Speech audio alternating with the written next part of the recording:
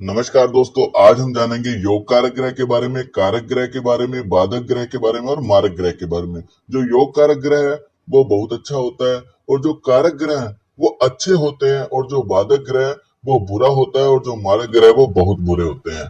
तो सबसे पहले हम योग कारक को समझते हैं। योग कारक ग्रह कौन सा होता है? जो ग्रह केंद्र का भी मालिक हो और त्रिकोण का भी मालिक हो वो योग कारक ग्रह कहलाता है।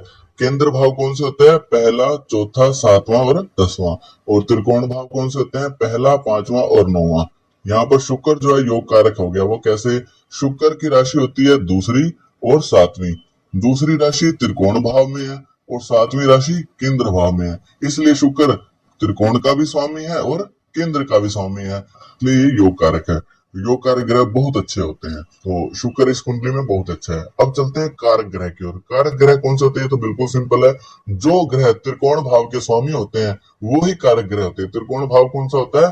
पहला, पांचवा और 9वां। पहले भाव का स्वामी कौन सा है? 10वीं राशि है तो शनि।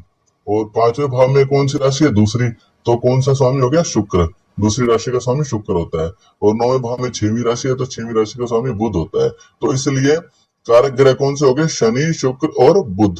ये त्रिकोण भाव के स्वामी है, इसलिए ये कारक ग्रह हो गए। अब चलते हैं बाधक ग्रह की ओर। बाधक ग्रह को समझने से पहले आपको ये राशियां समझनी होगी। ये चर, स्थिर और द्विसंभाव, इसका मैं अलग से चैप्टर बना दूंगा।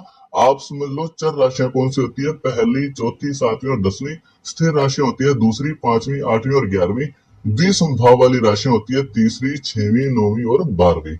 ठीक है, आप इसको आसानी से समझना चाहते हो तो इस क्रम में समझ सकते हो। पहली, दूसरी, तीसरी, चौथी, पांचवी, 6वीं, 7वीं, 8वीं, 9वीं, 10वीं, 11वीं, 12वीं, ऐसे भी समझ सकते हो, आपको आसानी से याद हो जाएगा। अब चलते हैं, जो चर लगन की अगर कुंडली है तो 11वें भाव का स्वामी जो होता है वो बाधक ग्रह कहलाता है। अगर स्थिर लगन की कुंडली है तो 9वें भाव का स्वामी बाधक ग्रह कहलाता है। अगर द्विसंभाव लगन की कुंडली है तो 7वें भाव का स्वामी जो होता है वो बाधक ग्रह कहलाता है। तो ये देखो कौन सी कुंडली है? चर लगन की कुंडली है। 10वीं राशि चर राशि होती है, यानी ये चर लगन की कुंडली होगी। चर लगन की कुंडली हो तो 11वें भाव का स्वामी जो होता है वो बाधक ग्रह होता है। इसमें 11वें भाव का स्वामी कौन सा है? 8वीं राशि का स्वामी मंगल, यानी मंगल बाधक ग्रह हो गया। अब ये समझ गए। अब चलते हैं मारक ग्रह की ओर। मारक ग्रह जो होता है दूसरे भाव का स्वामी और 7वें भाव का स्वामी जो होता है वो मारक ग्रह कहलाता है। वो कैसे कहलाता है वो देखते हैं। आपको पता है 8वां भाव जो होता है आयु का भाव होता है। अष्टम से अष्टम गिनेंगे वो भी आयु का भाव होता है, यानी 8वां भाव और तीसरा भाव ये आयु का भाव हो गया। ये समझ गए। अब चलते हैं, जैसे मान लो पहला भाव से हम 12वां भाव गिनते हैं तो 12वां भाव खर्च का आता है। वैसे ही हम जैसे ही आयु से 12वां गिनेंगे तो वो आयु के खर्च का आएगा। जैसे हम तीसरे भाव से 12वां गिनेंगे, 1 2 3 4 5 6 7 8 9 10 11 12, यानी दूसरा भाव आयु को खर्च करने वाला, यानी आयु को कम करने वाला, आयु को समाप्त करने वाला भाव माना जाता है। यानी यहाँ से 12वां गिनेंगे तो दूसरा आएगा, यहाँ से 8वें से 12वां गिनेंगे तो 7वां आएगा। ठीक है, यानी दूसरे भाव का स्वामी और 7वें भाव का स्वामी मारक ग्रह कहलाता है, क्योंकि ये आयु को खर्च करने वाले होते हैं, यानी आयु को कम करने वाले होते हैं। आयु से 12वें भाव। ठीक है, ये समझ गए। अब दूसरे भाव का स्वामी कौन है? शनि। और यानी दूसरे भाव में 11वीं राशि है तो शनि हो गया, और 7वें भाव में चौथी राशि है तो चौथी राशि का स्वामी चंद्र हो गया। ठीक है, यानी मार्क कौन हो गए? शनि और चंद्र। ये शनि चंद्र आ गए। अब ये समझ गए। अब चलते हैं, जैसे मान लो कोई ग्रह योग कारक भी हो गया और कारक भी हो गया तो उसमें क्या मानेंगे? तो ये वाला रूल चलेगा, पहले बहुत अच्छा गिनना है, फिर अच्छा गिनना है, फिर बुरा गिनना है, फिर बहुत बुरा गिनना है। यानी अगर कोई ग्रह योग कारक भी है और कारक भी है तो उसे बहुत अच्छा गिनना। बहुत अच्छा क्या होता है? योग कारक। तो उसे योग कारक गिनना है। जैसे मान लो यहाँ पर शुक्र योग कारक भी है और कारक भी है। ठीक है, ऐसे में शुक्र को क्या गिनेंगे?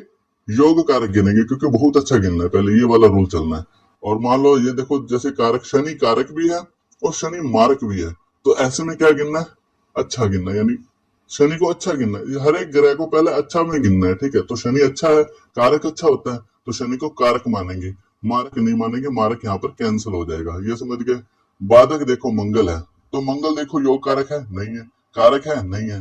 तो बाधक ग्रह ही मंगल को माना जाएगा। ये हो गया। अब देखो शनि और चंद्र था, शनि तो कारक हो गया, मारक तो खत्म हो गया वो। अब रह गया अकेला चंद्र। चंद्र देखो योग कारक है? नहीं है। कारक है? नहीं है। बाधक है? नहीं है। तो वो अकेला मारक है। तो प्रबल मारक कौन माना जाएगा? चंद्र ग्रह।